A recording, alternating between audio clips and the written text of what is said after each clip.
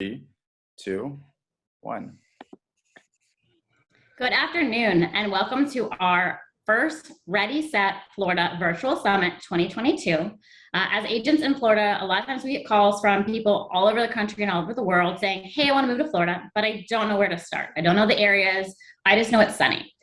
So we kind of created this virtual summit to showcase 3 of our markets. So we are covering the Naples market with Kate.balzer. We have Janet Moore over in Tampa, which will also be Clearwater as well as St. Pete. And then we broke up the Orlando market into 2 different regions because they both have very different personalities. So Alejandro.quiel will be covering the southwest side of Orlando, so closer to like the theme parks on that side. And I'll be covering, amanda.seebadan, I'll be covering the southeast side, so more of where like Nona is, more closer to the ocean. We have some incredible guest speakers as well today. So we have Carrie Prieto, who is our broker over in Orlando. She covers Dr. Phillips, Lake Nona, Ocala, as well as Claremont. We have Kim Olette, which is Kate's broker down in Naples. We have our incredible VP of Premier Sotheby's, Christine Newell, and we also have a local business owner in the Orlando area, Nick Falcone, who will be talking about why he loves having a business in Orlando and why it's been an incredible opportunity for him. We are going to have the entire session recorded, so it's already been recording. We will send that out at some point. I'm not sure exactly when we'll be sending that out. We also have had guides for the different areas we're covering, so we can send those to you as well, just to be a resource for you, for your customers, for anyone just thinking about it. It's different shops, different schools, different restaurants, things we really like about the communities. At the end, we will have a question and answer. So we do have a chat box. If you have questions, we just ask that you put the region or the area that you're asking for, or if it's for everyone, that's fine too. That way we can kind of guide who the questions to at the end. And so we have about 30 minutes at the end. And again, we'll be sending out a link at the very end. So if you do have to hop off, we completely understand. And I'm going to introduce our first guest speaker, which is Christine Newell, who is our incredible Vice President of Premier Sotheby's International Realty. We're so honored to have her today. She is responsible for directing and overseeing Central Florida, North Carolina, and Tampa Bay. We have over 41 offices. We have lots of agents. So we really appreciate her taking the time to talk to you guys today. Take it away, Christine. Hello, everyone. It's so awesome to be here, and welcome to Ready, Set, Florida. Oh, wait, hold on. I got to get my sunglasses on. Okay. Because in addition to this bright sun outside my window today, there is so much talent and energy that was speaking to you. I had to put my sunglasses on. You may want to grab your sunglasses too and kind of play along. But, the one thing that I love about Florida, actually there's many things, but the one thing that I consistently love about Florida are the palm trees. The way that they kind of just fan out into the breeze, the rustling sound of them, they kind of swish. It really just melts the tension of the day. And one of the first things when I came to Florida about a year ago and made the big move here, not only the sunshine, but everywhere I went, just seeing the fabulous palm trees, it just made me feel, I think, a little bit less stressed when you're down here. So in addition, to the beautiful palm trees and the sunshine and the waves, we have waves of people moving here. And this is actually pretty fascinating, the level of growth that is happening right now in Florida. So I did want to share with you guys some fascinating stats that I prepared for you today. Over the last year, we've seen 80% of our relocation and referral business being shared with Premier Sotheby's International Realty were buyer specific. So that's pretty incredible. That means more people are moving in than moving out. We'd love to see that. A total of 220,000 new residents moved to Florida between July 2020 and July 2021, which equates to over 600 new Florida residents this year alone, which is pretty incredible in terms of what we're doing. More than 2 million customer transactions from U-Haul migration stats show Florida was the 3rd most popular state, along with Tennessee and Texas. And NAR shows that 28% of the people who moved to Florida came from Texas, or 15% from New York, and over 6% from California. And then this is a good one because people like to say that only quote old people move here. It's not true, you guys. And a report, 65% of the people who moved here were between the ages of 25 and 44. So that's a big percentage of them. And I think the lure, when I look at my top 5, it's really sunshine and palm trees, diverse culture and lots of interesting people, access to thousands of miles of beaches. Just you can get to a beach so quickly, no matter where you are in the state, East Coast or West Coast, depending on your mood and what you want to do that day. The financial benefits are huge, right? So the no state income tax, the homestead incentive, and much, much more. And the fifth reason is sunshine. Did I say sunshine? I think I might have said sunshine. But here's the fact about sunshine. And I've noticed this myself since I moved here. Warm people are just happier. And there's actually science behind this. The sun actually works through a number of receptors in our brain that affect our mental health status. Moderate sunlight exposure helps to improve your mood and focus by boosting your serotonin levels. So we call it the happiness hormone, and it is a fact here in Florida. So as I mentioned to you guys, I did relocate to Florida last year from Connecticut, and it did take us some time to research all of the different areas and to find the proper school system and neighborhood for our family and my youngest son. But can I just say what made it easier and safer for me was being part of this global network of Sotheby's International Realty. So for everyone watching today, or perhaps you're watching this taped later, whether it's for yourself or if you'd like to refer a family member or a client here, I want you to know how seamless and easy it is when you work with us and through the network. It is just seamless. And again, for us, it was like working with family. The beauty of Florida as well is finding your region. So for us, we ended up in Sarasota, but we did take our time and we looked at all the different regions. And no matter what you're looking for, I can promise you, you'll find it here in Florida. From the bustling coastlines to the Central Florida region, there's so many different neighborhoods, and that's really the beauty of today. We're going to share with you some highlights of these different regions so that you get a better feel of everything that we have to offer. At Premier Sotheby's International Realty, we have over 1,000 agents just in Florida alone, and our offices span the coast, starting in Naples, Southwest Florida, going all the way up through Tampa Bay and into Central Florida, and with an office actually out on New Smyrna Beach on the East Coast. So we are ready to help you with all of our different locations. But here's the important part about today. We are very blessed that we have highly skilled global advisors, our agents that can help you learn about the areas. But today you'll see that these agents have made a personal commitment to share with you all of the resources in their areas and all the different reasons why you might consider to make a move. They are here for you. You can reach out to them. They'll answer any questions, even if you're just starting to think about a move. This might take you several years even, as it did for myself and my family. So I want you to know that our agents today, they are pledging to be there for you as a resource. Again, whether it's for yourself or for a client. And I think that's pretty special. So I'd like to thank them for their time and their energy. So again, I would say welcome, sit back. We're going to go through a lot of content today. You may want to get those sunglasses ready. Also, if you have a Zoom light, crank it up, kind of get some artificial sun coming. But in all seriousness, we would love nothing more than for you to come visit us, to see our beautiful areas, to meet our global advisors. And again, thank you for being part of this today. And thank you to all the agents that are taking your time, as well as the leaders and other guests. So welcome, everyone. Thank you so much. Thank you. It was incredible to have you. Our next guest will be Alejandro.quiel. He's going to be going over the Southwest Orlando area. He was born and raised in Central Florida, so he knows it like the back of his hand.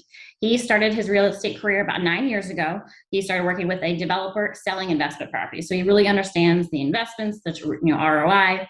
He has since sold many, many homes. He does investors as well as relocation. He is a certified Premier Sotheby's relocation specialist. He is a CIPS designation as well. He helps clients from the UK, China, Mexico, and the Middle East, so he's well-versed. He is dual language, so he knows Spanish, which is very helpful, and English, and he's also a dual citizen in Panama, which has allowed him to partner up with agents in Panama and sell new developments down there. Alejandro, take it away.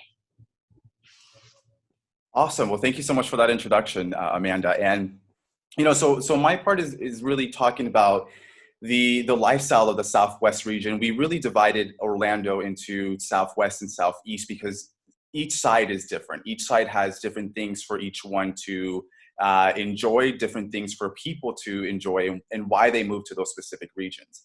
And whenever I have kind of these consultation with buyers, the first thing that they always ask me, and I'm sure they ask the panelists, the rest of my panelists as well, is what is your favorite city?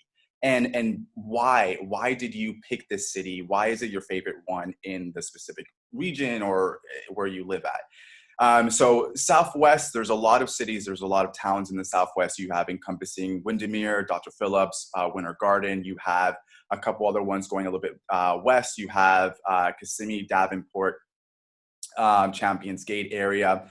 But I would say by far, and although each city is very different as far as lifestyle and what they can bring and offer, I would say my top one and my most favorite one is going to be the Dr. Phillips region.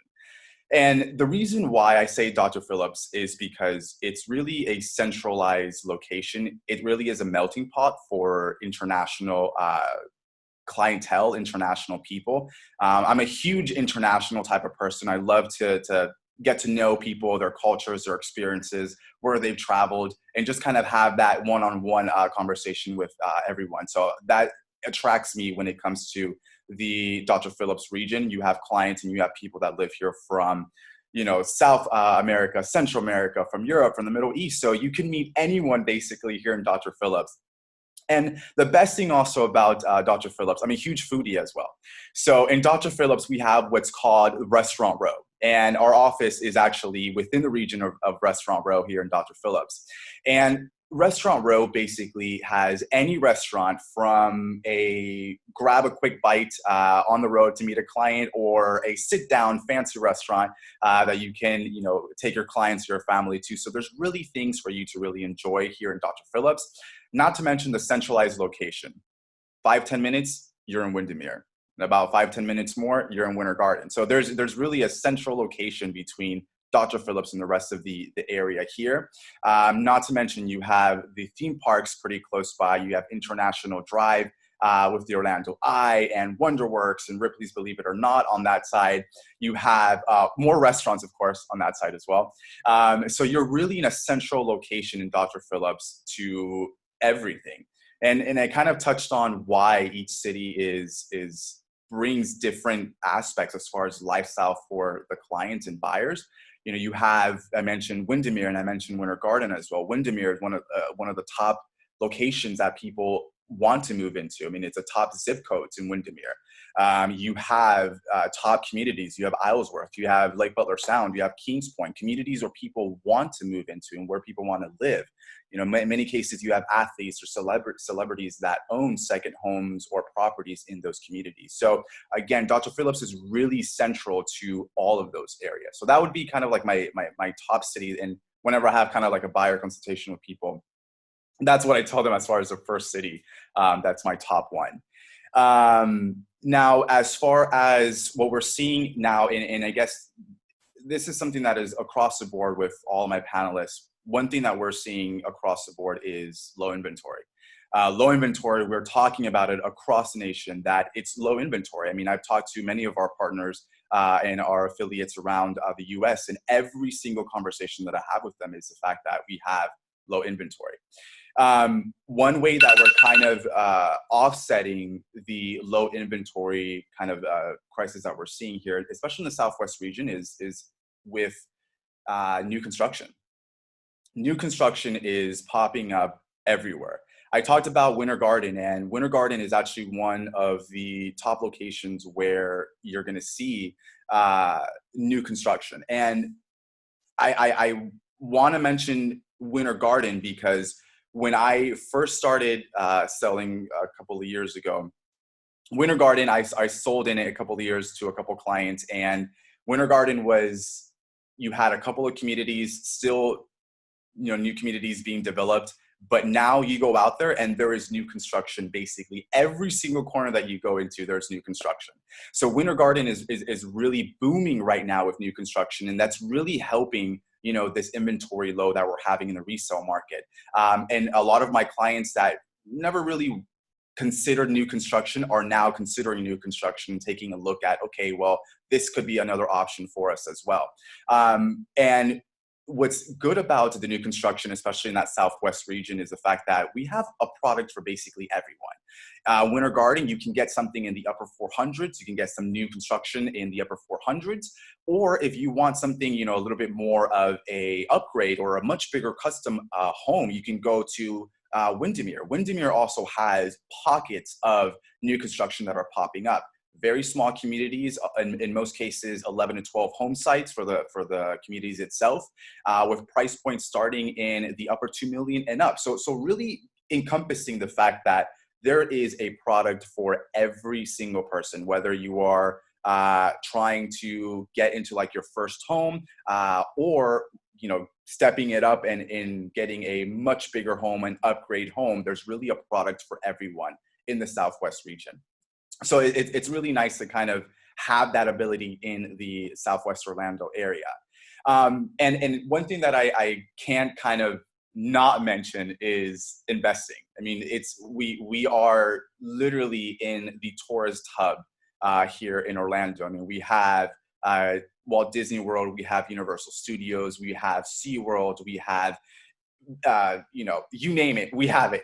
So, you know, and a lot of people move here to the Southwest Orlando region because, you know, they want to have a second home. They want to have their vacation home here close to Disney. They want to be able to say, you know what, I'm tired of the city today. I want to take a weekend off and go to Disney to our home in Orlando. So a lot of clientele is looking at that. So whenever you're having conversations, especially in our feeder markets with clients that are wanting to invest in the Central Florida region, in the Southwest region, things to kind of keep in mind. You know, I had a conversation with an investor a couple of days ago where they were from a different market region. They didn't know the Orlando market like we do. And one of the biggest things that they told me is, I want a short-term rental home next to Disney, in Winter Garden specifically, in Winter Garden. And you know, which is nice. I mean, in a lot of homes in Winter Garden, you can see the fireworks being thrown from Disney itself. So, I mean, it's an awesome experience. But one thing that a lot of the investors, in many cases, when they're coming from other markets, they don't realize is that there are only select pockets in the Southwest region that do allow short-term rentals.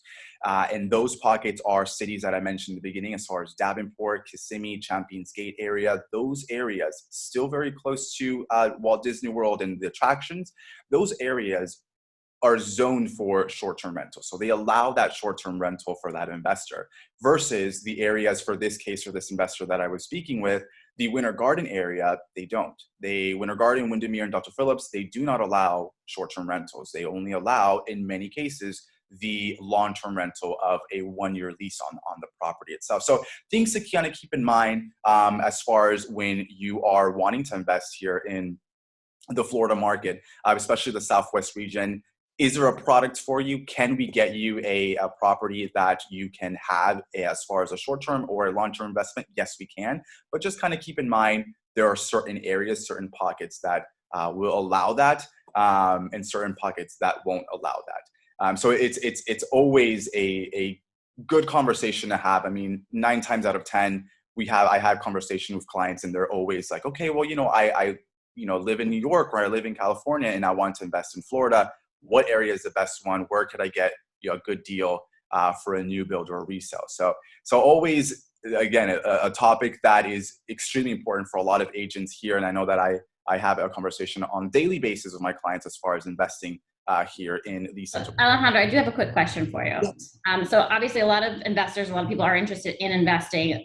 What can they expect? Are there multiple offers on a lot of these homes? Like what are you experiencing out in the field down there? So good question. Just as with the resale market, whenever clients are back then, you would be able to walk into a new build, a new build office, and 9 times out of 10, you'd be walking out that same day with a deposit, leaving a deposit, and you would be able to sign a contract that same day. And now what the market is, because the inventory low and everyone is going to the new construction side, what is happening in most cases is that you walk in, you're put on a wait list. You are put on a first come, first serve. And it is a lot of builders, what they're doing now is multiple offers. I've never seen back then builders doing multiple offers. Again, you would go in, you would get the property. But now what a lot of builders are doing, because the demand is so high, you are, again, put on wait lists. In many cases, they're not releasing product for another 2-3 months. So clientele kind of has to keep that in mind, that yes, there is the option for the new build, but you have to kind of keep in mind, you're going to be put on a wait list. Delivery dates are also, because of the supply chain shortage, are being also pushed back. Back then it was like about 6 months, I believe, roughly 6 months for a delivery date. Now you're looking at 9 to 10 months for a delivery date. So, a lot of clients, when they're looking at new construction, we're advising them that good option, you will have to wait a little bit, because right now everyone is wanting new construction. So, and kind of to answer your second question, as far as price points, again, builders are doing that multiple offer situations the same with resale. So you're going in, and although you have a base price of, for example, 530, that's not including your lot premiums, your upgrades. But on top of that, because the demand is so high, a lot of cases, builders are doing multiple offers in highest and best. So you could be, seeing the list price of 550 or 560, but at the end, you have to compete against quite a bit of individuals to get the home. So that also increases the amount that you would pay at the end of the day. Got it. That was so helpful. Thank you so much. Yeah, well, thank you so much for having me. I mean, this was an amazing experience to kind of talk about the Southwest region from here. So, but now I want to kind of flip the switch and flip it to you, Amanda. Again, we divided it into the Southwest and East Orlando region, because again, they're two different markets, so I want to, kind of have your expertise in the Southeast region. And I've been in your side of town recently as well. So there's crazy stuff that's going on in the Southwest region. So I kind of just want to have the conversation with you, and that way you can have, open it up for clients or other agents that are sending their clients here to the Southwest region. So, but I want to start off a little bit about yourself, Amanda. So Amanda, she has joined us. She has been in licensed realtor for 10 years. She serves the Maryland, Virginia, and Central Florida market. She made the jump in the middle of the pandemic, which I give you props to, because I know a lot of people also did that. A lot of people were staying at home, but you made the move in 2020. You made the move to move here with your two little kids for a better life and opportunities in sunshine. And it kind of, reiterates what Christine was saying in the beginning, that a lot of people are moving because of the sunshine, the opportunities. I mean, whenever it's sunny, I'm sure you go outside and you feel so much better. So it's nice because of that. But you moved here because of the life, the opportunities, the sunshine. And with everything being done virtually, you made the decision to make the change. Amanda also is an active member of her son's PTA, and she hosts many charity events within the Orlando region. She recently did a drive for Help for Haiti, which was published across our Premier Sotheby's markets, which was, I commend you for that. Also, she's right now organizing, correct me if I'm wrong, you're organizing a One Hope Women and Children's in Orlando. Is that correct? Yep. We're doing a diaper and wipe drive over at the New Wave Hotel over in Lake Nona. Awesome. So, I mean, you're really just giving back to the community and establishing yourself as the expert, but also really giving back to the community, which I think is really important. So let's kind of just dive into the Southwest region. So what in Lake Nona, there's so much going on in the Lake Nona, the Oviedo, that region. Mm-hmm. What is coming up in that region? What is going on in that region? So Lake Nona has really been exploding. So there's a lot of mixed development. So there's townhomes, condos, single family homes. There's commercial. So there's like shops and restaurants. There's all down Narcoossee. There's a lot more shops and restaurants coming in. There's more homes and more developments coming in. They're kind of running out of land in Lake Nona though. So what they're doing now is they are actually, Tavistock, who developed parts of Lake Nona, is building over in St. Cloud, which is about 11 minutes over from Lake Nona, and they have a 25-year build-out project for it. So it's going to be incredible. They have 5 builders already in works. So they're going to be releasing more information on pricing and floor plans early 2022. Still don't really have all the information yet, but that's coming. But Lake Nona is continuously, they're building, more amenities for the area. So they just built a new Wave Hotel, which really likes to invite the community in. There's coffee shops here, there's restaurants, there's different festivals throughout the town. The different HOAs and communities, they have their own little festivals and things. So it's just a really close knit, but not too small, if that makes sense, community. It also has a nickname of Medical City. We have a VA hospital and a children's hospital. There's a lot of companies that are relocating here. You may or may not have heard, but Disney is relocating 2,000 of its executives from California to Lake Nona. So people have some mixed feelings about it. But I mean, I moved here, so like I can't hate it, right? So I think it's awesome that we're gonna have all those incredible, inspirational people that are going to be coming here to our Lake Nona area. So yeah, just a lot coming here. It's really exciting to be a part of it. That's awesome. And if you haven't gone to that region, I mean, it's insane what's going on. You drive through on the 417, you drive by and you see just construction like crazy on that side. So it's really important to understand what's going on, because a lot of people don't know about what's going on. And can you? Lake Nona is technically Orlando, so people kind of get confused. Like, well, where is it? And well, it's 12 minutes east of the Orlando airport, so it's not really a city. Like, it doesn't have its own zip code. It's still Orlando, but it's definitely its own little place.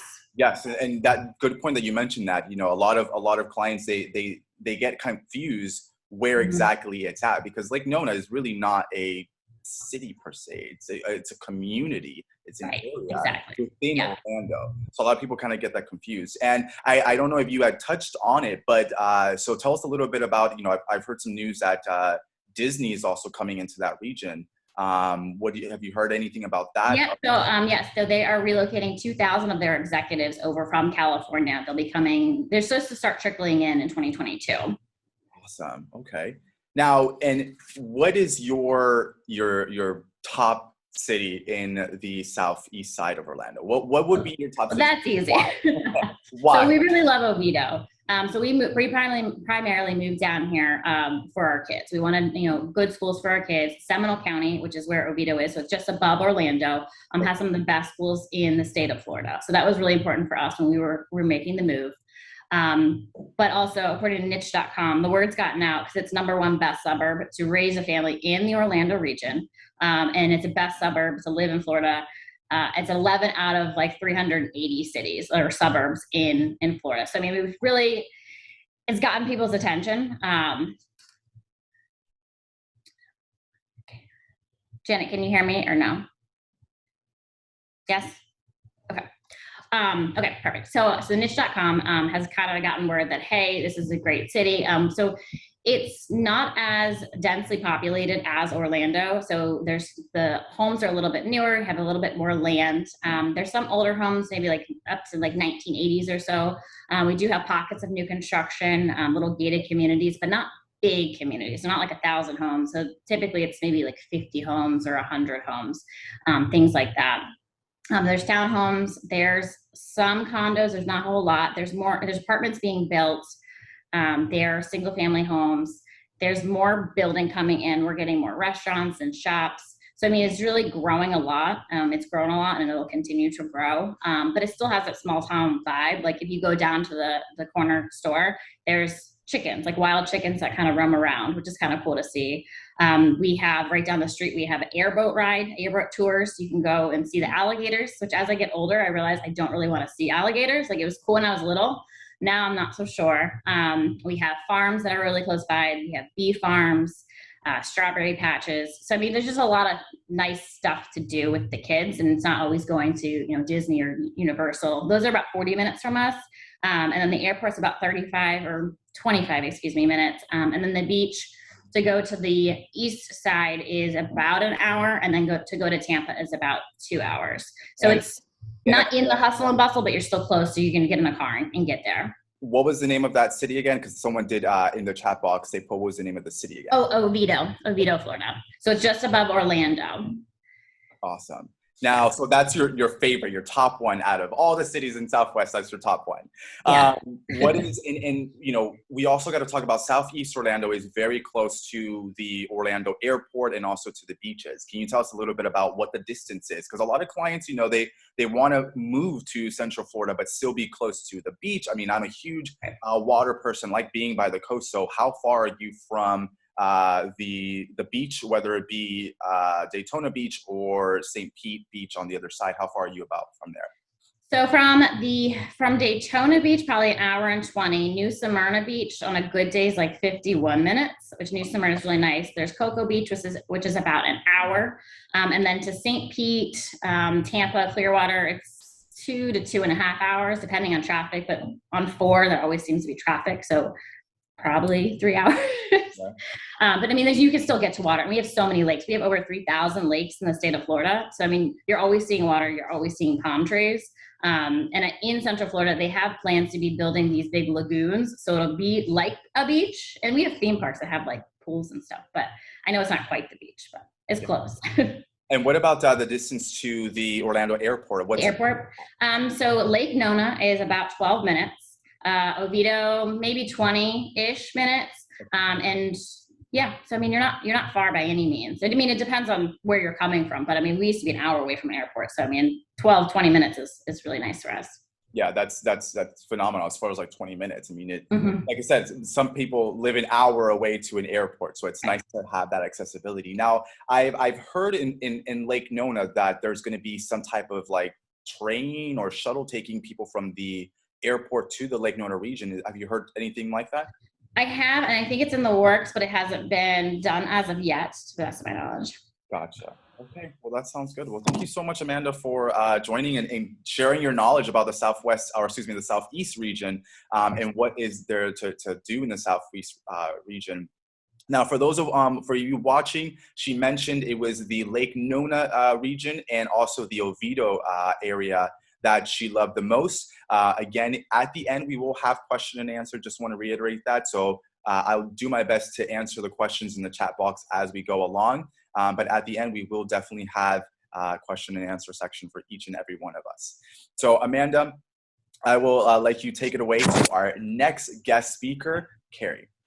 Okay, so I'm excited to announce to you guys, or introduce to you guys, our wonderful broker, Carrie Pietto. So she is a managing broker for the Lake Nona, Dr. Phillips, Ocala, and Claremont office. She has a history of owning and operating an international brokerage. She is served as a regional sales director of a Florida home builder. So she has extensive knowledge on all those processes from start to finish. So she can teach anyone anything if they're willing to learn, obviously. Fun fact, she's a former professional opera singer. She speaks Spanish, Portuguese, Italian, French, and German, and English. I don't know how you keep it all track. She is a proud mom of 3 boys. She married her college sweetheart, and she is currently on the Florida Board of Realtors of Directors.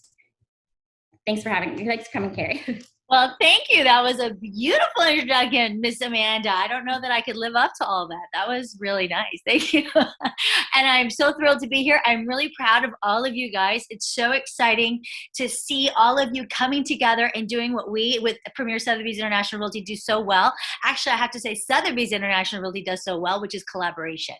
And it's really great to see all of you coming together, collaborating, and sharing all this wonderful information with everybody. So congratulations to each and every one of you. I love seeing Janet Moore from Tampa and Kate over there from Naples. So hello to everybody. And my dear sweet Kim Willette, who has stepped off, I see, and Mr. Alejandro, who's doing a fabulous job beforehand. So terrific. Welcome to everybody, and thank you for having me. So I know that I'm here to talk a little bit about the market, and I've been doing a lot of market research, as I normally do. As a broker for many areas, I'm constantly looking to see what's happening in the market, where have we been, where are we going, and it's been a really wild ride. I guess all of you in real estate know that because you're exhausted, and there's a reason for it, right? So I just want to give you a little bit of a overview of kind of what we saw last year, kind of area by area. There's Miss Kim. Hi, sweet Kim. So in the Windermere area, I'm going to start there. Interestingly enough, last year, and I'm only talking about single family homes. Now we have other homes and other types of property sold, but I wanted to look at what we actually sold over the year and have a very consistent comparison, okay? So we can kind of get an idea of a snapshot of the market. And I think it's important that we look at like kind. So what we saw last year is we sold 1,004 homes. Now, in December, the average sales price in Windermere was $1.4 million, which is up year over year 81%, guys. That is significant. The highest sale over the course of the 12 months was $11 million. That's the highest sale that's ever been sold in Windermere, in Isleworth, and I'm happy to say we sold it. Woohoo! Shaquille O'Neal's house. Yay! Go Ben Hillman. Good job. Now, there's the scary part. You guys ready? In Windermere, currently, there are 44 active listings. That's it. Now, Winter Garden, which is right to the west of Windermere, and west and south and north, it's kind of weird, right? We sold 1,881 homes. The average sales price in December was $584,000, which is up 29%. That is crazy. Now, the highest sales price that was sold was $2.3 million. That is pretty impressive for Winter Garden. Currently, 60 homes in the market, guys. That's it. Now, this is new construction and regular residential. So that's it, 60 homes. And Winter Garden is one of those areas where there's usually a lot of new construction. Dr. Phillips, the 2 zip codes that usually encompass all of Dr. Phillips, they sold 921 homes. Again, average sales price in December, $845, which is up 25% year over year. Average price, the highest price sold was $12.5 million. Currently, 37 homes in the market.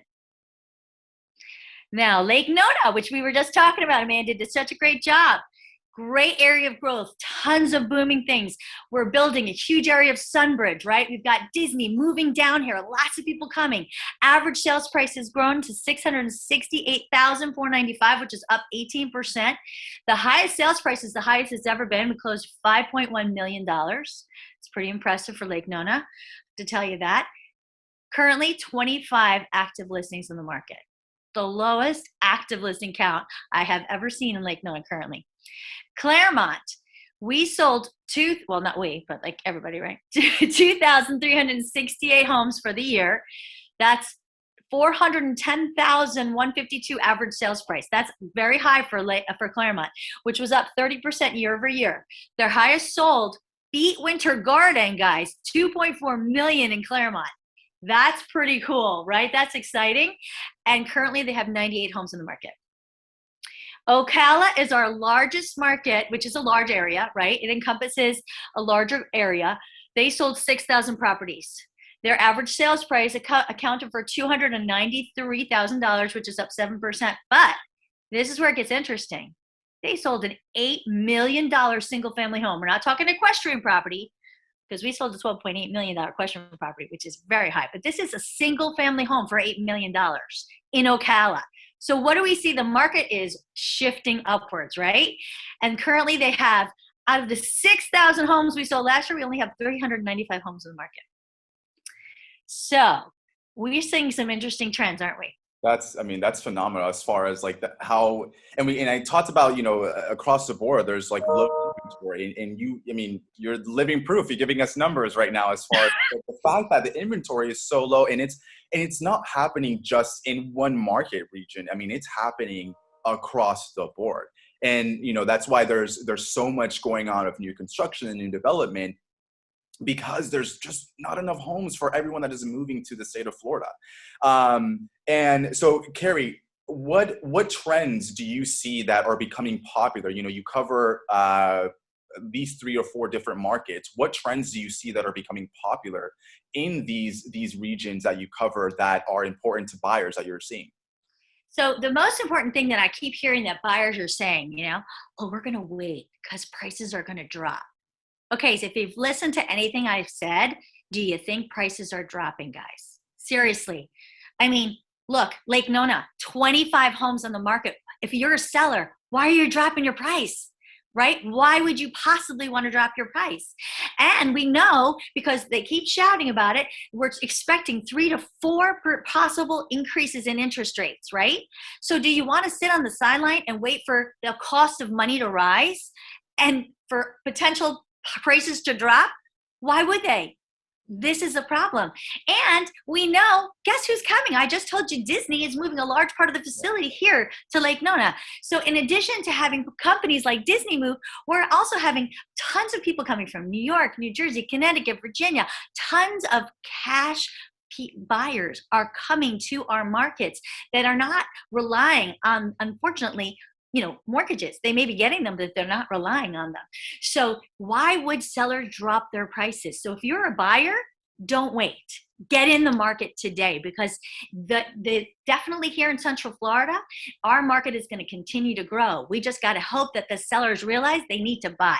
They need to sell, rather, because we need the inventory for them to sell.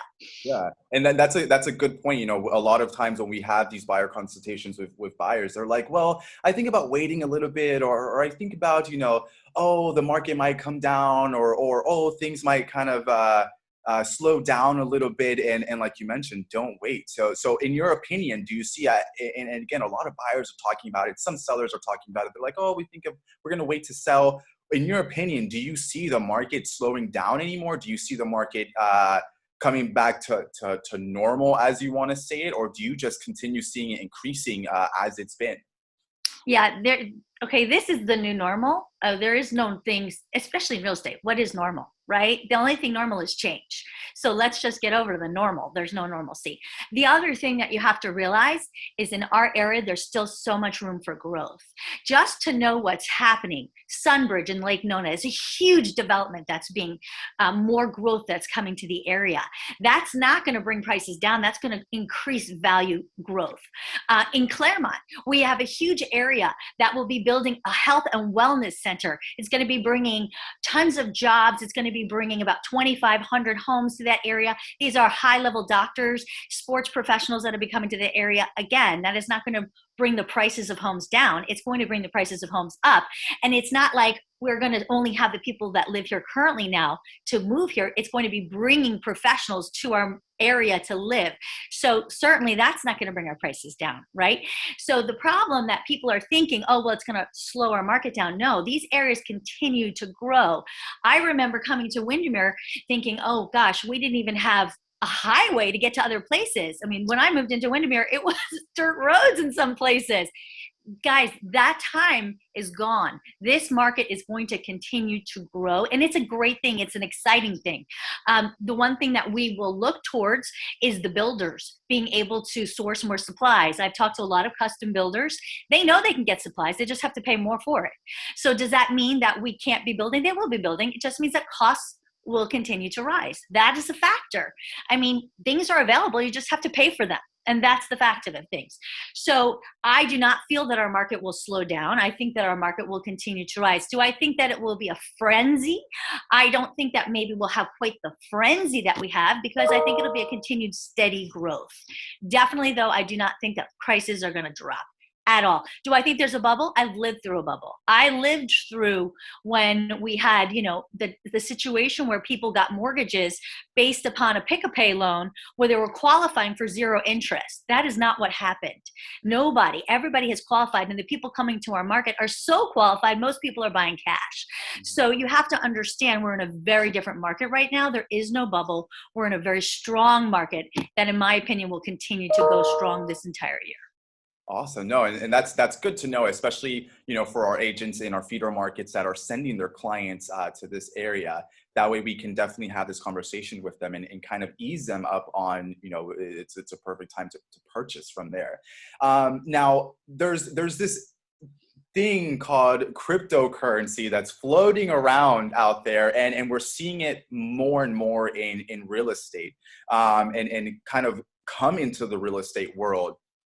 Do you foresee it becoming more popular in real estate? Do you see more transactions happening with cryptocurrency, and what's going on with the crypto world?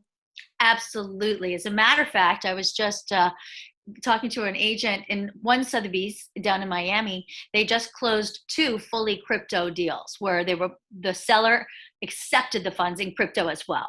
So whether the buyer will be paying in crypto and the seller will be realizing the funds in crypto, will be taking the funds in cash, what I think it is doing is it's opening a whole new world of buyers that have this opportunity of capital that they can now access and use in a whole nother way. And if you happen to have crypto, which is highly volatile and right now taking a huge hit, as we all know, but now they have an opportunity to actually use their portfolio and in a different way where they can obviously stabilize, put some of it into property, which will give them such an opportunity to grow their portfolio in a different way, while of course keeping some in the crypto market. I think you're going to see a lot more of this.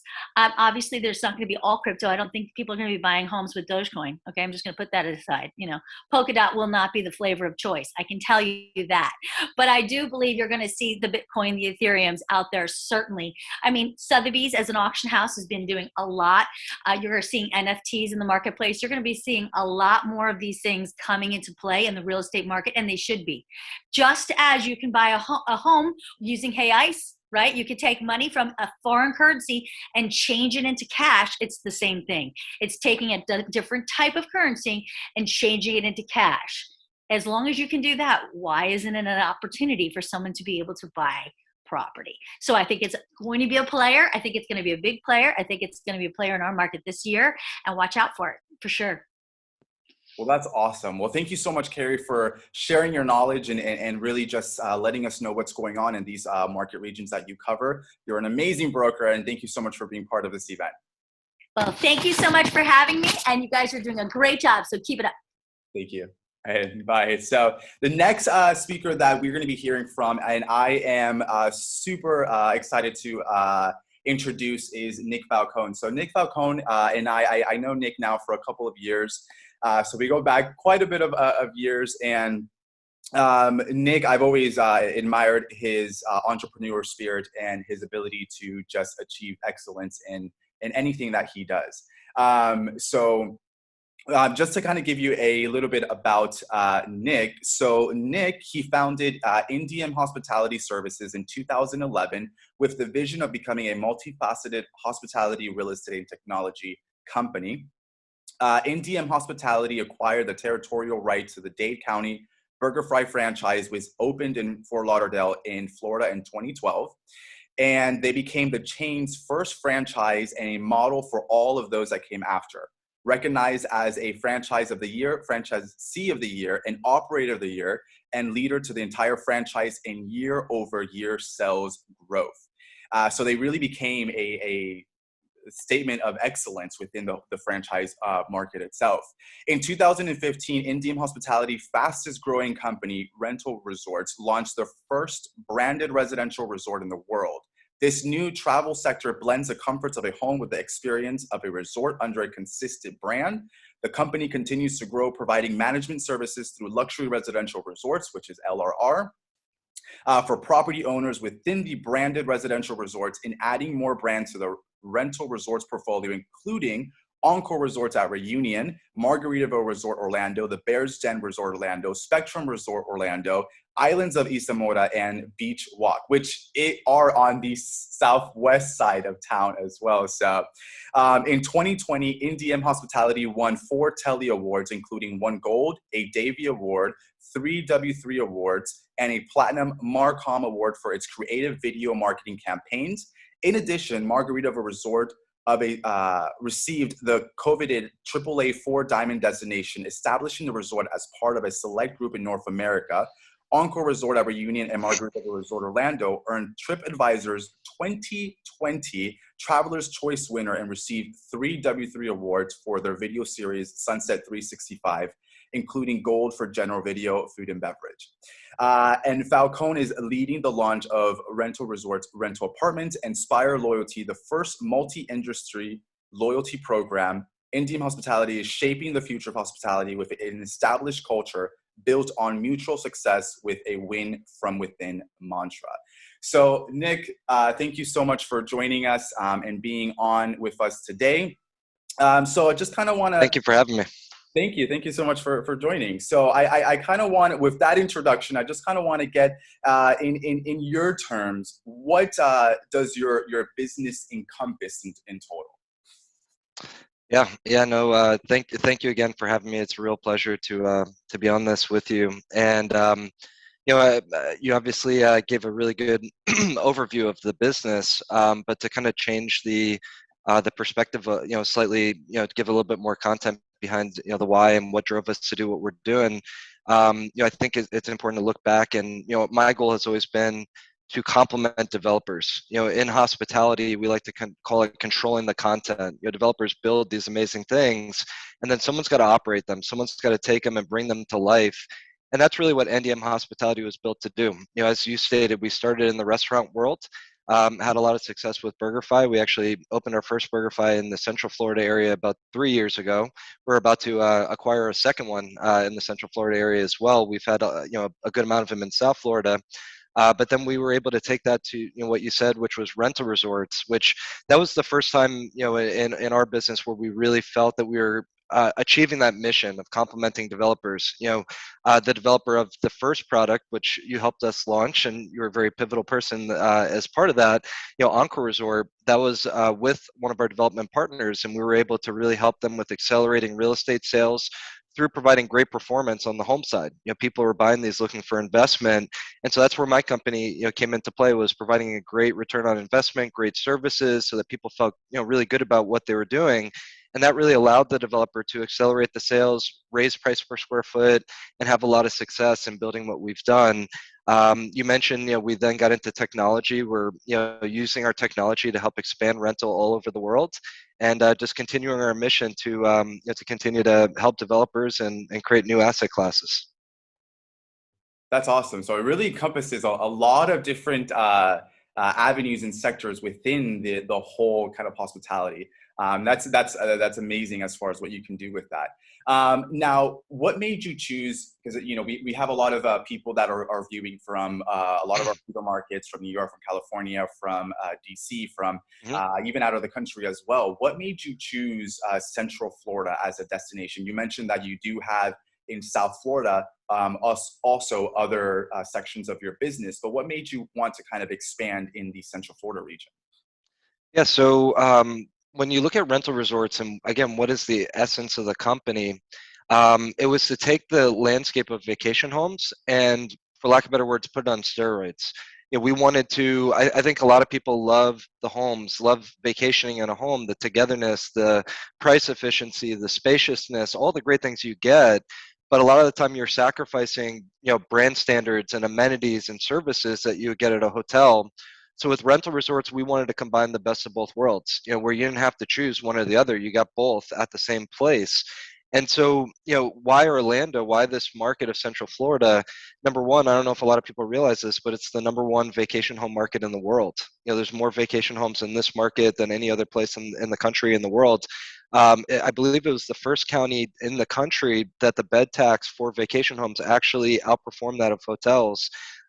So from that perspective, we were really pumped up about it because it created a landscape of competition where we could really implement our platform, see how our platform competed with the market. But also the fact that it's such an international market. It was a place where we're going to be able to get a tremendous amount of learning of who the buyers are for this type of product, who the renters are, and really being able to expand our brand and the exposure to our brand to very much a international exposure. So for those reasons, we felt like it was it was really one of the best markets that we could test in, along with obviously the massive travel demand that's driven by all the great attractions that are here locally. And do you see, we're us in kind of like the whole residential side of real estate, we see obviously the amount of people that are moving here, but we also see in many regards a lot of people that are coming down here to vacation and buy vacation homes. Do you see that being another huge spurt, like growth spurt, as far as more and more people? Do you see that being as a benefit to your company? 100%. Carrie just mentioned this. The amount of demand that's flowing in from all over the place is off the charts. There was a major shortage of housing before all this started, in this area. And so when you look at now the influx of new demand from all these other markets that have really grown significantly, It's incredible to see how that's impacted the business, the demand for people not just wanting primary homes, but investment homes down in this area, because they're seeing how strong the market is, not just on the real estate side, but on the hospitality side as well.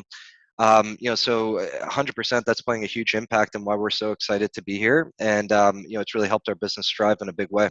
Okay. Now, what have you seen as far as, because I know that a lot of people also want to invest and start businesses here in Central Florida, especially for within our feeder markets. Like we have a lot of, I know in Tampa, there's a lot of tech coming to that region, and same thing with Lake Nona, a lot of tech coming to that region. What challenges have you faced as a business owner expanding your business here in Central Florida? What kind of challenges have you faced, and how have you kind of overcome that? Yeah, I think well, you mentioned staffing, and specifically, I think everyone, in all aspects of the world right now are probably having a little bit of staffing challenges. We've been able to overcome that, through a lot of our cultural values, the methods that we use for recruiting and referrals of people that work with the company that are referring other individuals that, they're telling them about the great experience here. But I think most importantly, the way we've overcome that is through professional development, which we're very big on, providing people with a path and the tools needed to grow within the organization and know that you can create a career with us. So I think that that's been a really, really big benefit for overcoming, that challenge. Another challenge that we've seen is, shift in market trends, with COVID and everything happening with COVID. It changes every day, every week. It seems like there's a new thing that's coming out, or a new policy or whatever it might be from the CDC. So that all of that affects travel demand. Someone sees upticks in cases or whatever it is, that can majorly shift where travelers are coming from, the demand, the amount of people. So I think that's been a major challenge as well. And technology has played a huge role in helping us combat that also, where we have tools where we can literally pinpoint exactly where our travel demand is coming from. Like I could pick one of our resorts, such as the Margaritaville Resort Orlando, and I could literally, down to the zip code, tell you exactly where, our demand is coming from, who's inquiring with us, who's going into our booking engine, and we could start to do lookalike audiences that help us shift our targeting to keep up with the constant shifts that are occurring in the market. And then also supply issues. I think Carrie also mentioned this. Supply issues have been something that is impacting everybody. It's impacting builders. I mean, on our development side with some of our development partners, they ordered windows a year ago that are coming in now, for example. So you have to be very much out in front. If you have the ability as a developer, you want to be buying stuff way in advance and storing it. And same thing with hospitality, technology, you name it, things that had a lead time of days is potentially weeks, months, so you have to prepare for that by being proactive, being in front of that and really, taking it to the next level. But I think in general, technology is something that we lean on, with solving a lot of problems and enhancing our business. And that's where we'll continue to do that. A perfect example, in the industry that I'm in, there's a tremendous amount of technology for vacation homes where people are self-onboarding. It's a homeowner that wants to onboard their unit to Airbnb or Vrbo or something like that. But when you talk about doing homes in a commercial setting, in a resort setting, there isn't really technology built for that. So that was a problem that we identified years ago, and we've literally embarked upon creating our own technology. I have a full in-house technology team. And that's something that, I would say if anyone listening is in the tech space, I'm blown away in the last year or two how many people and the shift from areas like California into this market, how much talent there is in technology. I mean, it's absolutely incredible the amount of people that are in Central Florida that, are just as skilled as anyone out there in the world. So, those things have helped us in a really, really big way. And lastly, I'll just touch on something because it was brought up right before this also, the conversation of NFTs and cryptocurrency, but there's also the metaverse concept, right, which is built off of blockchain. And one Sotheby's who was brought up as an example where they're taking cryptocurrency to for the purchase of houses. They also are selling houses where you could literally have both the physical house as well as the metaverse component of the house, and it's raising prices of real estate. I mean, it's incredible. So that's one of the cool things that we're embarking upon to be in the forefront is replicating our resorts in the metaverse. So that if, for example, you're not ready maybe to go on an airplane, but you want to experience the beach and in St. Lucia, or you want to come to Margaritaville Resort Orlando, you could somewhat do that in more of a digital format. So all these things are things that are coming up as problems. Someone says, I don't want to come out of my house. Well, we could bring entertainment and fun to you in other ways, and that's what we're all about as a hospitality company. Well, that's awesome. Thank you, Nick. I mean, that's amazing how, you're tying in, because I've definitely heard what's going on as far as with the metaverse and everything like that. So that's awesome that you are also tying in that experience, not only for real estate people that are trying to purchase the home, but also into the resort world as well. That way they can definitely get an idea of what to expect once they're ready to embark on their vacation from there. So thank you so much for being a leader in your industry, and thank you so much for being part of this conversation with us. It's my pleasure. Thank you for having me. Awesome. Thank you so much. All right. Bye. So the next, and I know that in the chat box, we did have a question as far as contact information for the panelists. We'll definitely be giving a contact information at the end for all the panelists, including Nick Falcone. So if you have any questions for him and his business from there, you'll definitely be able to reach out to him from there. So the next panelist that I want to join on and welcome on is Kate.Balzer. She is representing the Naples region. And Kate, just to kind of give you a little intro to Kate, Kate, she has been part of Sotheby's International Realty since 2017.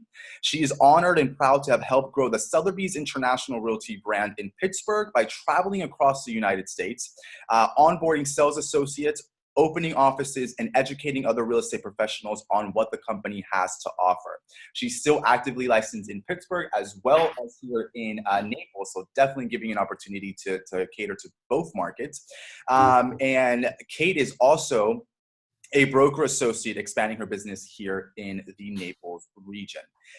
So Kate, just want to give you a warm welcome and thank you so much for being on board with us, and just kind of see what's going on in the Naples market. Naples, I've been in Naples several times, but never really experienced the market down there. So what do you see going on in your market, in your lifestyle? Like what is going on in the Naples region? Well, good afternoon, everyone, and thank you so much. I'm so grateful for the opportunity to be here with you all. And I certainly love Naples. One of the major factors that got me actually to moving down to Naples, Florida, is so much about the lifestyle and what it has to offer. I really feel that Naples, Florida is a place that caters to all people. We do have a lot of high net worth individuals that are moving into the area, but we also have a lot of young families like myself and my two children that have moved to Naples. So with that being said, I think that with the lifestyle and with the sunshine and with our parks and all of the shopping and all of the wonderful things that it has, there's really something for every demographic here in Naples. Do you sorry, go ahead. Naples as being a more of a second home type of market, or is it mostly a primary residency market? What type of individuals are purchasing? Because I know Naples price points are very different compared to the Orlando region. So what type of residencies are you seeing in the Naples market? Sure. I think we're seeing a nice mix of all the above. And like I said, we do have a lot of high net worth individuals, and we definitely at Sotheby's in Naples do cater more to a luxury market. So we do have options if you're going to buy a beautiful mansion down in Port Royal to high-rise condos along the beach. And then we do have other options that are further inland for people that don't necessarily want the HOAs. So I think that we have a very nice mix of individuals that are moving into Naples, but primarily our prices we are seeing are on the rise. I tell everyone that I speak to, at least from the Northeast and other areas that I've worked at in real estate for the past 18 years, I say, don't wait. If you are thinking of making the move to Florida, do it now. And I think that's one of the best things that I wanted to put across today is don't wait for tomorrow. Tomorrow's never promised. If you're in a climate and you don't like where you are and need more sunshine in your life, come down. A lot of people use Naples as a secondary market. We cater to a lot of snowbirds that love to come down. We have such a great city in Naples for walkability to restaurants and shops on Fifth Avenue. We do a lot with the arts here, whether it's visual or performing. There's a lot of individuals that are brought in. The Winter Wine Festival was just here. It's excellent for philanthropy and people really trying to give back to the community. So with all that being said, I think it's an excellent area to bring people in if you truly want sunshine. Our beautiful white sandy beaches and the sunsets are incredible. There's never one that's the same, and I never get sick of them. There's additional hobbies that people have that you may not even realize you've had. I've learned that I absolutely love to go shelling at the beach in my free time. So I think if you are looking for more of a laid-back lifestyle, Naples is a great place for a wonderful quality of life. And then you're only a short drive down to Marco Island. You could take the Key West Express, or if you need a little bit more action, you can take 75 across to Alligator Alley, and you're right over to Miami and Fort Lauderdale. Or, you could head up north to see Janet Moore in the Tampa area if you need some sporting venues and a little bit more action. So I think it's a wonderful landing pad for a lot of people, and you can certainly venture to other parts of Florida. And what do you see as far as, because obviously inventory low across the board is in any market. Do you see that Naples is kind of what I see here in Windermere, where it's very small pockets of new construction? Do you see that happening in Naples, or is it mostly just resale that's moving the market? I would say both. We do have a lot of resale, but again, I think a lot of people say low inventory, and not necessarily so much that there isn't the inventory, but as soon as it comes on, and I'll let Kim speak to that after, our broker here in Naples, as soon as things come on, immediately people are buying them. Because I have people saying, well, we'll wait until the Naples season is over for snowbirds, and we'll wait for people to leave. And I'm recommending that people don't do that. Do not wait. There is a lot of new construction that's coming up, but the delivery dates are a lot further out than I think what most buyers are anticipating. So there are several options for new construction, which I think is another major draw to our area, because there are beautiful communities that offer resort style amenities for those that are 55 and over, and also for younger families that are incredible. You can feel like you're on vacation, but then you ride your golf cart back to your house. So between that, I would say the golf, a lot of golfing resorts, there's a lot of resale homes in those areas as well. I do think it's a nice mixture of both resale and new construction. There's a lot of new growth coming to the area. Okay, and that's awesome that you're able to kind of different. You talked about Marco Island, you talked about Naples, because when I think of Naples, I just think of Naples, but there's also amazing other towns close by to it. What is your favorite kind of part of Naples or city of Naples? Oh, sure. My favorite part, I would say, is probably our Fifth Avenue area, as well as our shopping, because come on, who doesn't love to shop? We have some wonderful luxury boutiques on Fifth Avenue, and 3rd Street South is also wonderful for that. We have great restaurants. I'm very much a foodie. I used to live in Las Vegas, so after we get used to all of that, it's been wonderful to be in Naples, to be at the wonderful restaurants that we offer. We have the waterside shops in Naples that have beautiful stores throughout, and again, really something for everyone. So I would say the beach area and that area down by Fifth Avenue would probably be my favorite thus far. Okay, well, awesome. Well, and you mentioned before that how the market is changing in Naples and what buyers are to expect, and you actually have your broker with you that will also talk about the market. So I'll let you introduce your broker and have that conversation, so that way we know what buyers to expect when they get to the Naples market. Okay, sure. I'd love to give a warm welcome to Kim Olet. She is wonderful. She has been in the business and been in Naples. I know she's been in the business over 25 years. She knows everyone and everything to know about Naples and our great city and everything that it has to offer. She's a fantastic broker, a wonderful support, and I'll open it up to her to discuss a little bit about the market. Well, thank you. Good afternoon, everyone. I would say this about Naples. When I moved here 17 years ago, it was a sleepy little town. What a lot of people don't know is the city of Naples, the population is only 20,000, but Naples is in Collier County, we're the largest county in Florida. And in the whole area, there's 375,000 people. So Naples has a small town feel. We do shut down at 10 o'clock, and it is quiet, but it is the most pristine area of Florida. We have 10 miles of unspoiled beaches with no shops or stores on them, just beautiful residences that you get your pass and you can park there for free.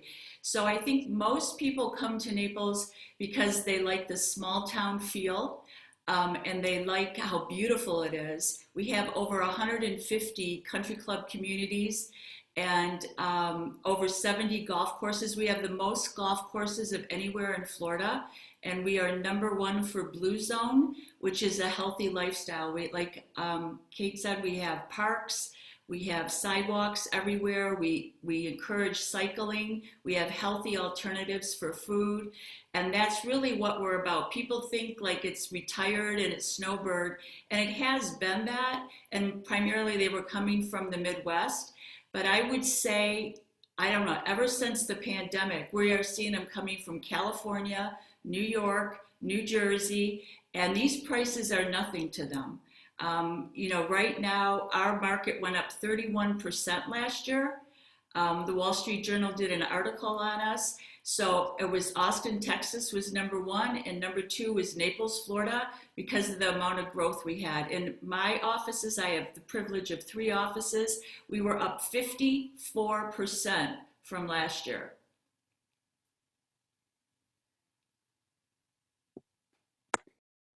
So you said you were up 54% from last year as far as sales or just in inventory in general? Sales. We did over 1,000. I will tell you this too. In Naples, we have 7 offices in Naples.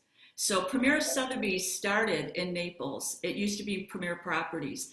And we have 7 actual offices. So think about this sleepy little town that there's only 375,000 people that live here. We have 7 offices, and every office closed over $1 billion in real estate last year. And what I see, Naples is about a lifestyle. And with all these gated communities to get into them, you really need a realtor, and you really need a realtor that knows the difference, what the club offers, if you're into, because you can move out on the other side of the expressway and be 10 minutes to the beach. I mean, everyone comes and they want to be on the beach and they see the prices and they realize that's not going to happen. Naples Beach Club, they tore it down, and the Four Seasons is coming, and we practically sold out there, and they're over 3,000 a square foot for the high rise. We have One Naples, which is right by our Vanderbilt office. That's going to be coming up soon, and they're projecting 3,000 a square foot. It's going to be a marina and condos. So, and like Kate said, our new construction is out. But when you think of all of Collier County, you can move out further because we do have jobs here. We have Hertz is here, Arthrex is here, our hospitals are hiring, our clubs are hiring. So there are jobs, and we have great rated schools. So Naples just isn't this sleepy little town for snowbirds. I would say this last year, we didn't even have a break. We went all through. There was really no real slowdown at all.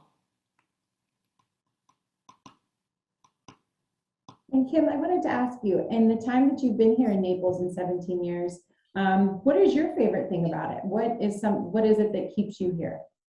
I think what draws everyone here is the beach, because it's like the Caribbean. There is no beach. You can just park right up and away you go. And the sand, we just refurbished the Vanderbilt beach. The sand is pure white, soft.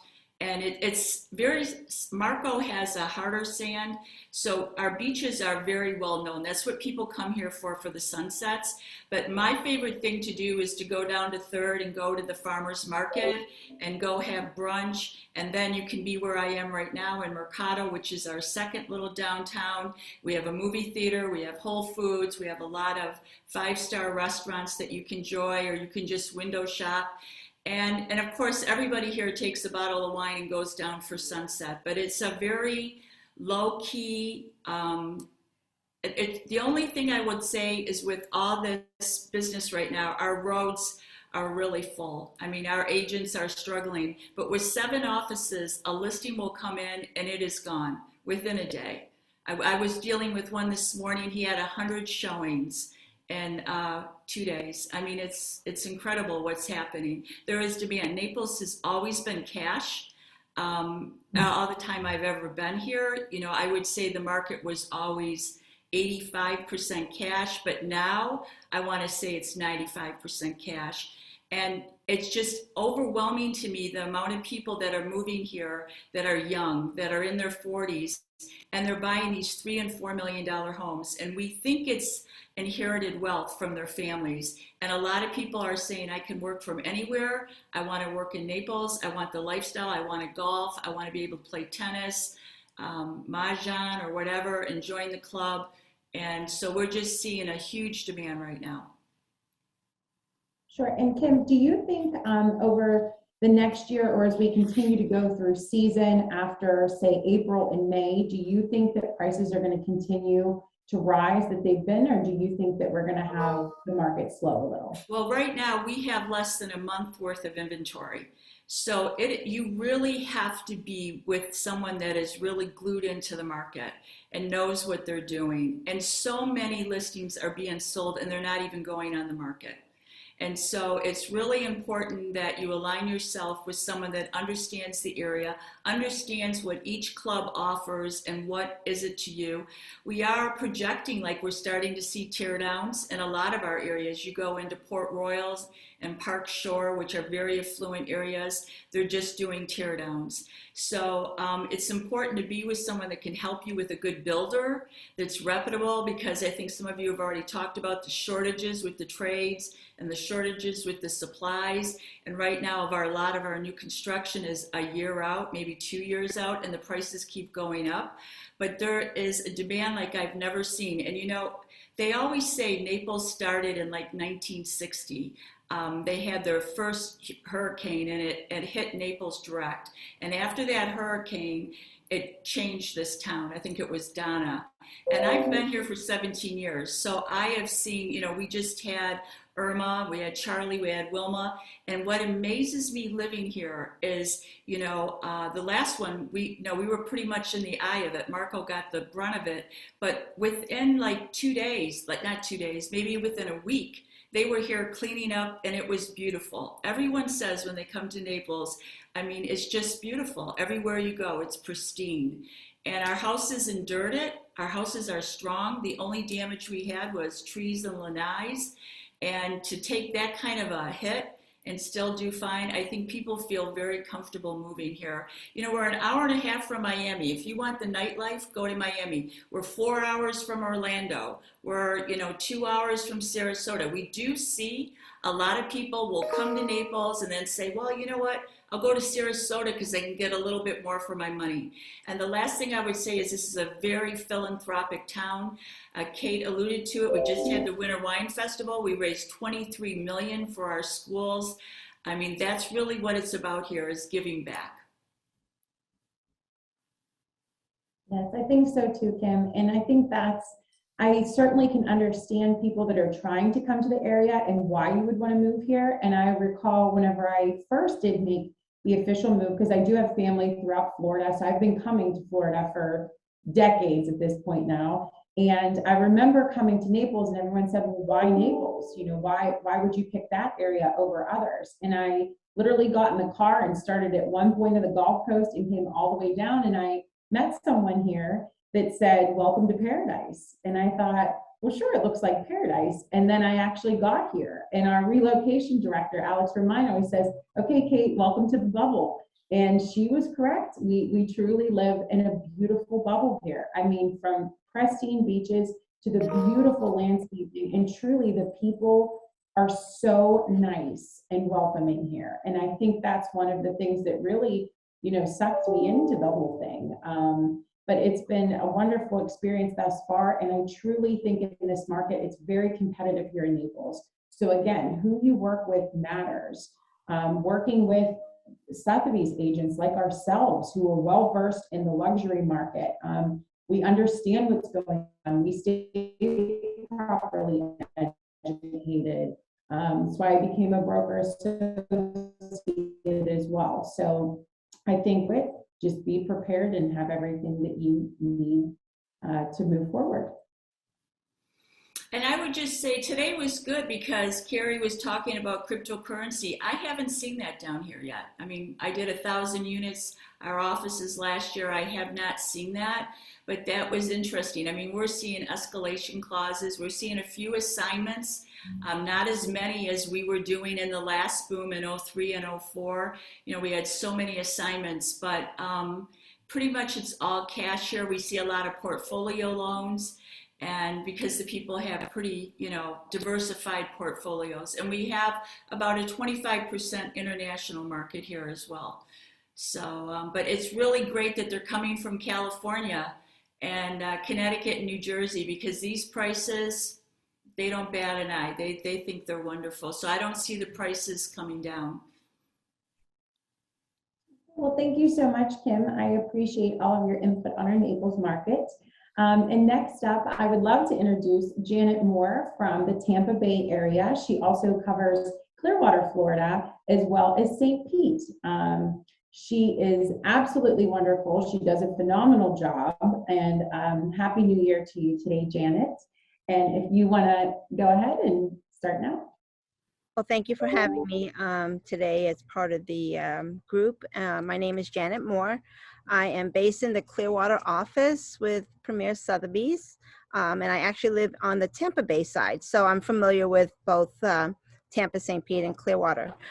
So Tampa, right recently, we have been ranked as the #1 place to move in Florida because we were like a hidden gem to a lot of people until everybody started coming here to move and seeing the value that we offer.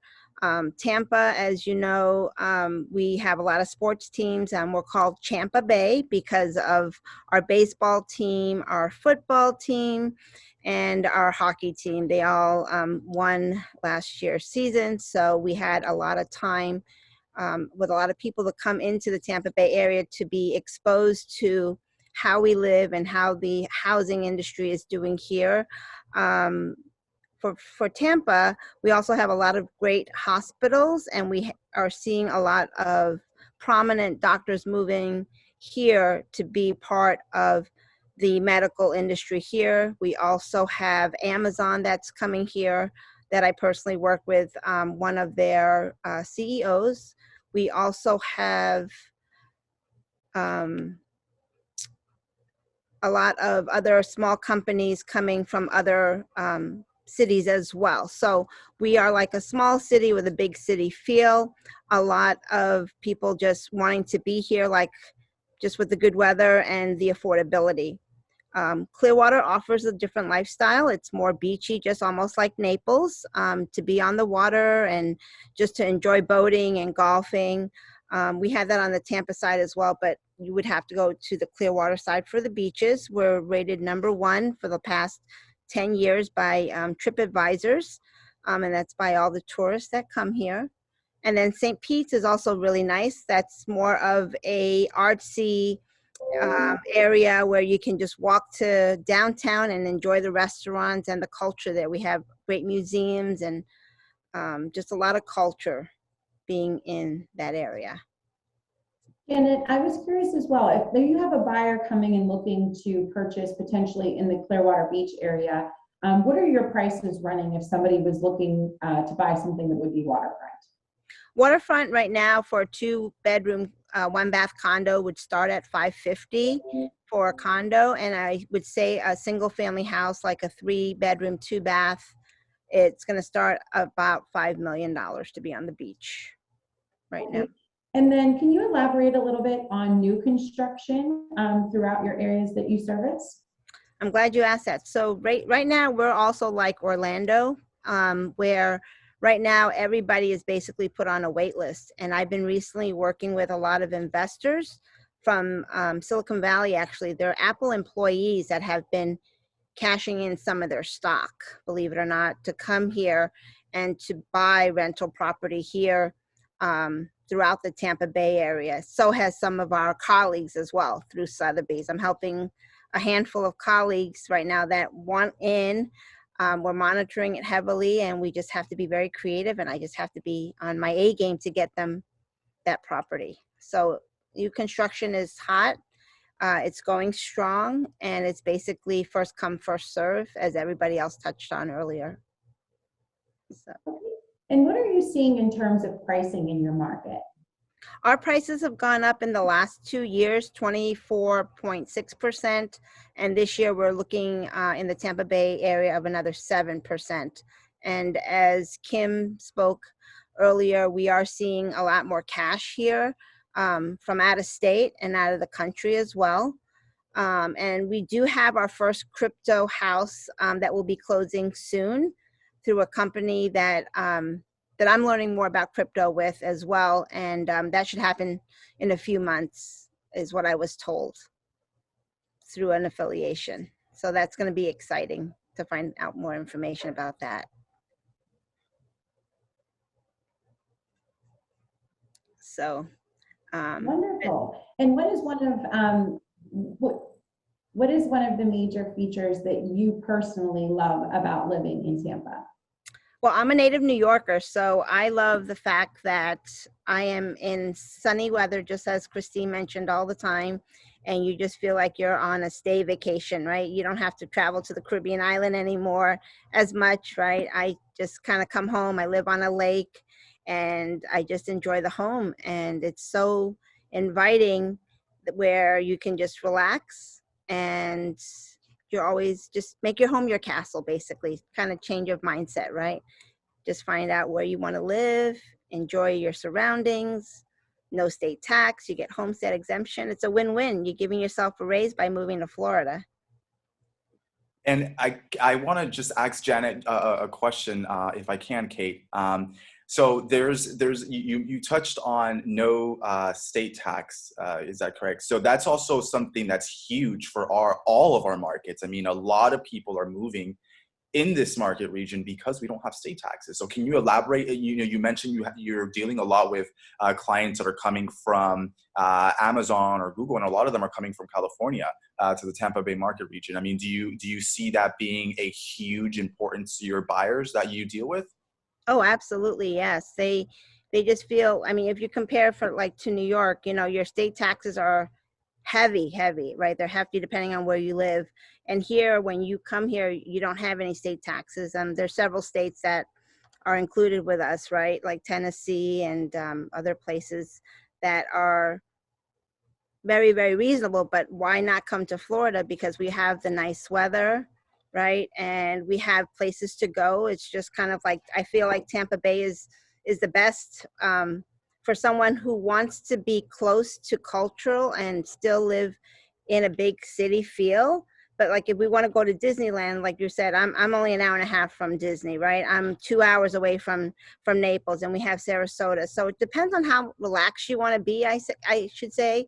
And this is how you kind of see where the best city would fit your lifestyle and your needs as you're moving here. And a lot of people right now, as we all mentioned, they have the letter to say, hey, I can work remotely. And I have a lot of millennials coming here too. I mean, they're headed more towards St. Pete and Clearwater because it's a little bit more hip and more artsy, right?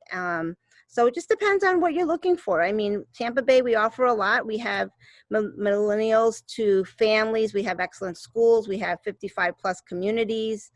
We have a lot of jogging trails. So just very, very an active city to be at any age. So I think it's a good place to look into if you're considering to move to Florida. And it's a great point that you mentioned. A lot of millennials are moving to the St. Pete region. I would consider myself a millennial, and St. Pete is by far my favorite part in Florida. I love St. Pete because it's by the water. I mean, it's like you said, a very artsy town. And when I'm down there, you get to like talk to people down there, and they'll tell you. So St. Pete was also more of like an older crowd, and then now it's like a lot of people are moving. The millennial people are moving there because of new things that are coming about. So I can definitely second that on the section as far as millennials loving the St. Pete region. So Oh, absolutely. And like I said, we have all the sports here. We have the Dolly Museum here. We have a lot of great things. Boating, golfing, tennis. We even have pickleball now because I know people moving from Naples to my area, they were saying, we want a little bit more action, right? And you guys have pickleball. So pickleball's up and coming also in Tampa Bay. So. Well, that's awesome. Well, thank you so much, Janet, for hopping on and talking to us about the Tampa region, the Clearwater, the St. Petersburg region. I know it encompasses quite a bit in that region. So thank you so much for jumping on. And thank you so much for all of our panelists for jumping on, talking about their areas, for being the expert in their area. I will open it up. Oh, and thank you so much for our guest speakers also, for Carrie, for Kim, for Nick, for hopping on board and talking about their areas of expertise as well. Now, the last couple of minutes that we have here, we will open it up for question and answer to any of our panelists, whether it be Janet in Tampa, Kate in Naples, Amanda in the Southeast region, or myself in the Southwest region. So we will definitely just open it up to question and answer to anyone that has any questions in the chat box.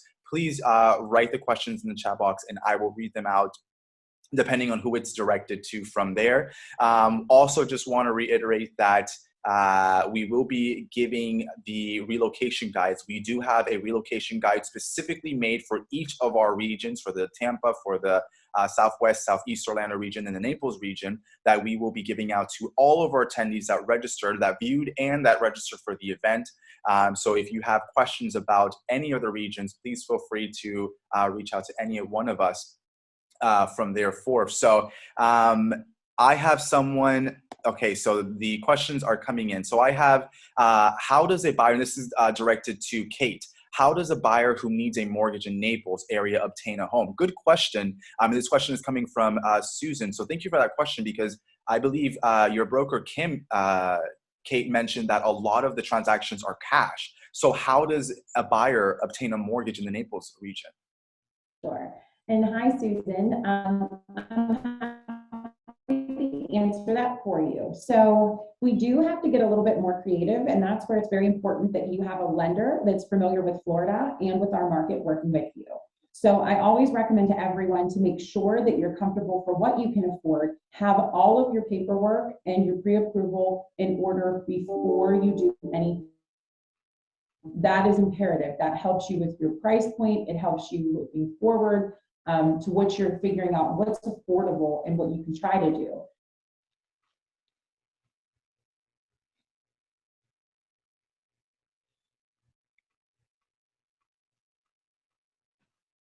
It looks like Kate is having some technical difficulties as far as her section on that side, but I believe what Kate was mentioning was obviously knowing a mortgage broker that is familiar with the market region and knowing a broker that is familiar with the area to really give you that advantage when it comes to obtaining a mortgage in the Naples region. And Kate, you are back, so if you want to continue your point, we can definitely hear you now. I'm so sorry. Technology is a blessing and a curse at times. I'm not sure how far we got through that process, but I was saying it's very important to have a lender that you trust, that's familiar with Florida, to make sure that you figure out what's affordable for you before you start looking, before you get on a property search. In addition to that, we have had become very creative with financing. So they base it off of a lot of assets that you have. If you're selling a property, if you need to do a 1031 exchange, or if you have to take out a collateral loan against assets that you have, that's also an option and you can refinance it another time. There are loan products out there and there are options for it. You just have to be a little bit more creative and competitive. For people, if you are priced out of the Naples market, I have been taking people a little further north into the Bonita Springs and Estero area. And they have had a lot of success with that as well.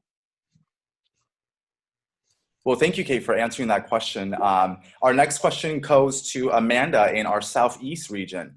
What do you feel, with all this new development kind of secretive that's coming about, how does a buyer stay really in the loop? I mean, a lot of buyers, especially, I know Janet also mentioned on it, really having an agent that is on their A game and knows the ins and out of the market, how does a buyer that is coming from an out of area really get an opportunity to get a foot in the door for these new projects and these new developments, such as Sunbridge that's coming in the Southeast region? Right. So, I mean, it's definitely good to align yourself with an agent who you know is going to go to bat for you. I am checking daily the new builders websites. I drive around and visit the different communities because it's not uncommon for them to say, oh, we have inventory online. We have 3 lots left. And then you get there and it's been sold for months. So like the builders, they can't keep up with what's happening. And they're not, trying to mislead people, but they've just been so slammed. Like there was a community in Lake Nona, they have about 120 homes. They received 3,000 inquiries, 3,000 before they even had a model. So the builders are just overwhelmed. But my job as, an agent is I keep up with the builder. I'm texting them, calling them, and get the salesperson in the actual building that's actually responsible for writing the contracts. Because a lot of times online, they have their online sales assistants who will set the appointment. They get paid when you get in the door. So they don't care that you flew down here because you were an appointment. They got paid to book that appointment. They're not necessarily looking out for you and making sure that there actually is a home for you to buy.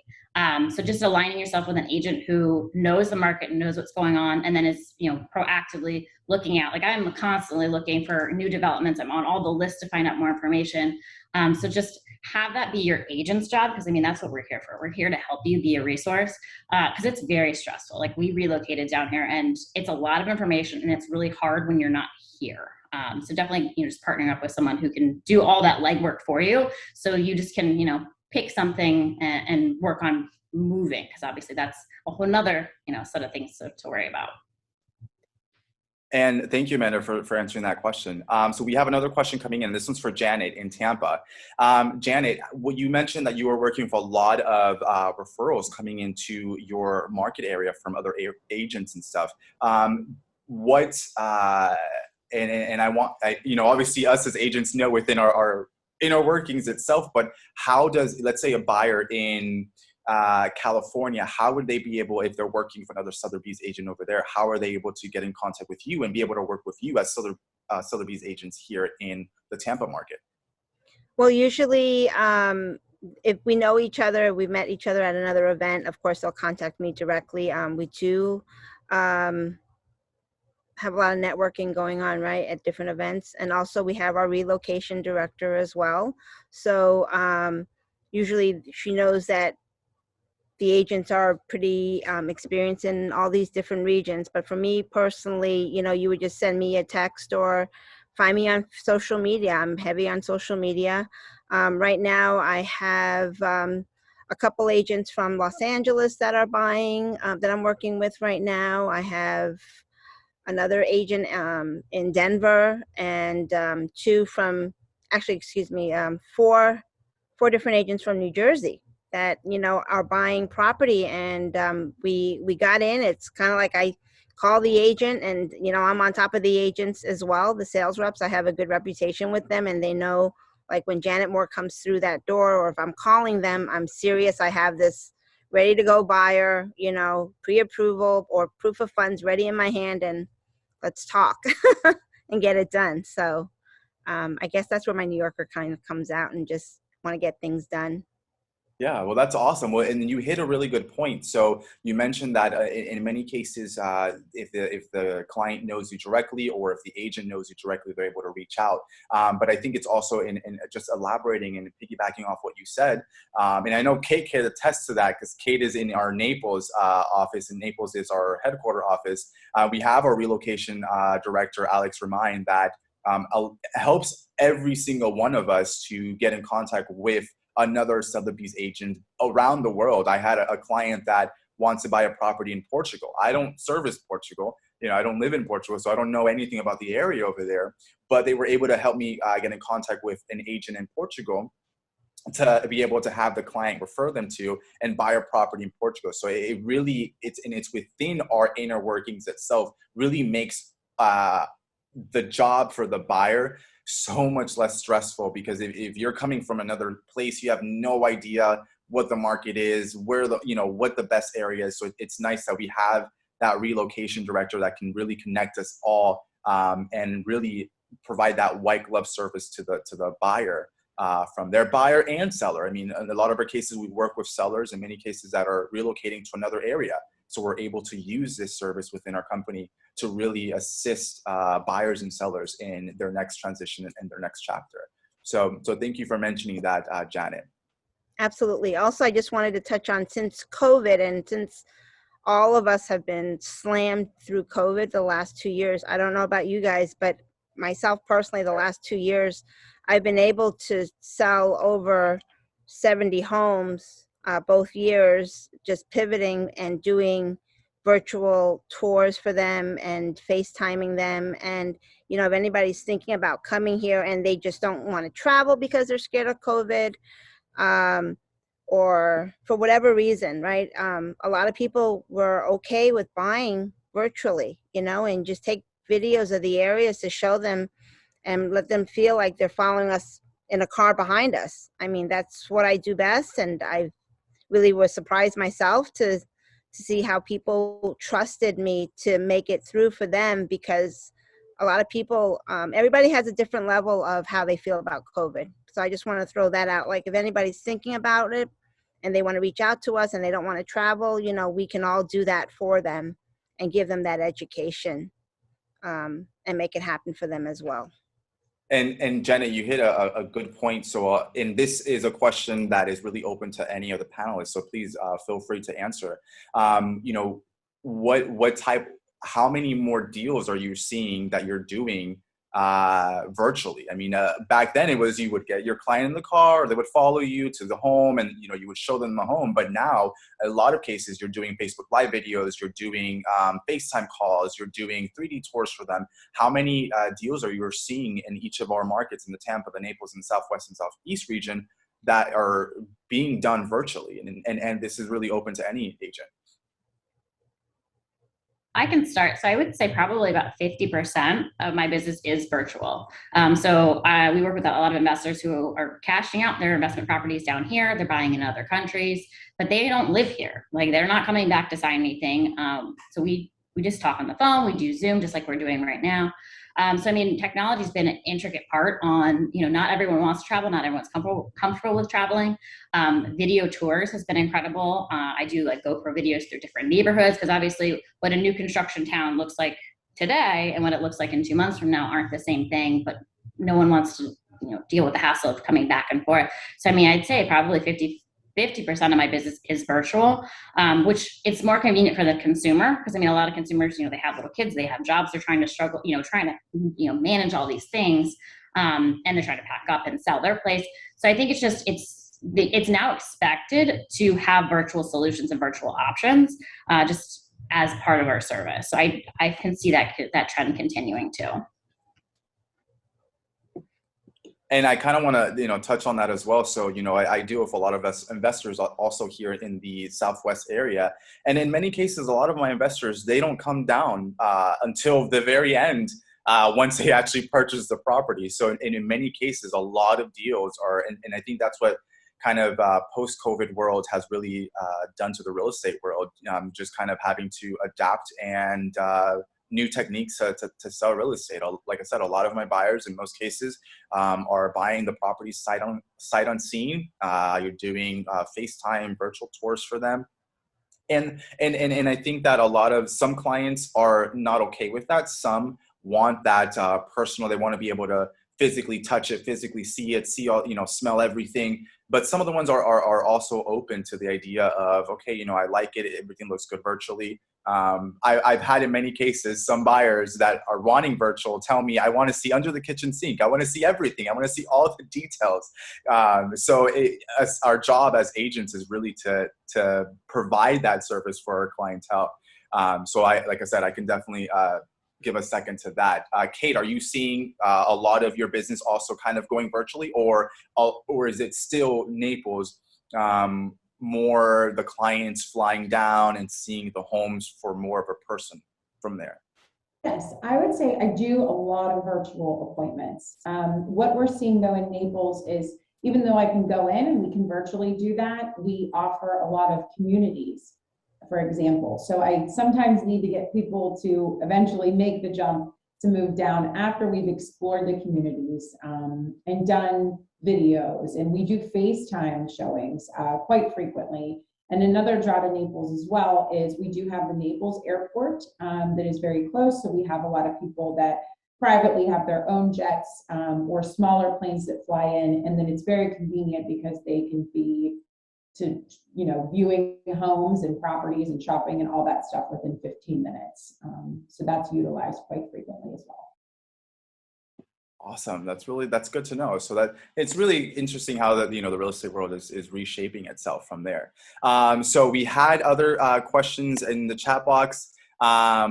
This one, Wendy, was another question. She said, it's fabulous. Looking forward to connecting with each one of us. So that is awesome because we want to be able to connect with our agents from all over the world that are watching and be able to assist them and provide them that service to them and to their clients here in the region. Other questions that were asked earlier through the series was from Betsy. She was asking what, and this was Amanda's section of the Southeast. She was asking what the lake was. It is actually Lake Nona. So Betsy, we did not answer that. The response was Lake Nona, a community within the Southeast region. And then another question throughout was asking what was the name of the town that Amanda had mentioned. It was Oviedo, which again, we will be emailing every single one of you a relocation guide for all of the areas that we discussed. That way you get to know a little bit more about the specific area from there. Right now, I don't have any other questions coming in, unless any of the panelists have any final words, any final words of advice or anything that you have for agents, for buyers that are watching. We want to start off with Janet and then go down the list from there. I just say, hey, if you were thinking about moving to Florida, come visit us and explore with all of us and see which town would work the best for your lifestyle. It's so affordable. It's the next best thing to California. Lived in California before, so that's why I'm saying that. But no, come down and just visit us. We'd love to show you around, and we'd love to work with you guys too. And Premier Sotheby's, we are along the whole coast, so we have you covered. And before we go to the next, Amanda, if you guys can also just in the chat box, write your name and your email address as well. Again, all the viewers, we will be sending out all our contact information, but would love to have it at least in the chat box. That way you have it right there for everyone in case from there to go. So Amanda, any final words that you have? Just thank you so much for joining us today. I mean, this is kind of, we're using this as a resource. So a lot of times, like I said in the beginning, we get a lot of calls. Hey, I want to move to Florida, but I don't know anything about the areas. I don't do I want to golf? I work so much now. I don't have time for a hobby.